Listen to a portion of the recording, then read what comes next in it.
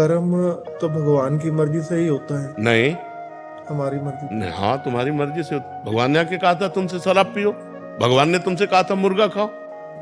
भगवान ने हमें पैदा ही क्यों करा? अब ये प्रश्न कह दे कि हमें बाप ने पैदा क्यों किया, हमारे बाप को भगवान ने पैदा क्यों किया, और सही पूछो तो भगवान ने तुम्हें पैदा नहीं किया,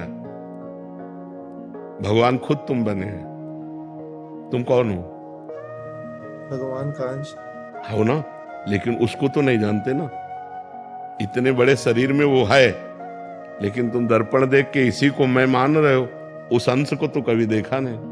अगर उस अंश की तरफ बढ़ो तो प्रश्न ही खत्म हो जाएगा कि भगवान ने मुझे क्यों पैदा किया। भगवान ने नहीं पैदा किया, भगवान स्वयं बहुत रूपों में बन गए। एकोहम बहुत श्यामा। भगवान का अंश का मतलब होता भगवत स्वरूप हो। भगवान का अंश कोई कमजोर थोड़ी होगा, वो भी भगवान ही है।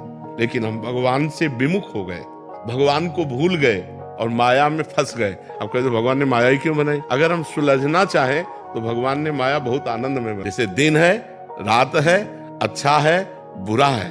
अब आप बुरे मार्ग में जाओगे तो बुरा फल मिलेगा, अच्छे मार्ग में जाओ तो अच्छा फल मिलेगा। लेकिन वो भगवान तुम्हें बहुत प्यार करते हैं। तुमने कोई ऐसा कर्म नहीं किया था कि तुम्हें सुअर कुत्ता ना बना करके मनुष्य बनाया। ये उनकी कृपा है। अब हम उनकी कृपा का दुरुपयोग करके गंदे आचरण करेंगे तो फिर हमारे दुष्परिणाम तो आएगा ही आएगा, नहीं आएगा। कर्म करने की आपको स्वतंत्रता है। कर्म करने के लिए भगवान ने आपको परतंत्र नहीं बनाया, आप स्वतंत्र हैं। जो चाहो कर सकते हो, लेकिन उस कर्म का परिणाम भोगने के लिए स्वतंत्र नहीं हो। उसके ऊपर ईश्वर का शासन रहेगा।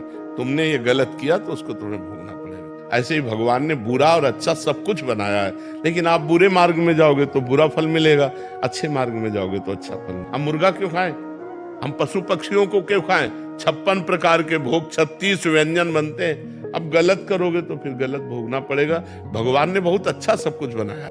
आप संसार में देखो, स्वतंत्र हो कि नहीं, जो चाहो कर सकते हो, लेकिन जो कर दिया अब उसका परिणाम तुम्हें भोगना। तुमने क्यों छेड़ा? अब छेड़ा तो उसका परिणाम तुम्हें भोगना पड़ेगा।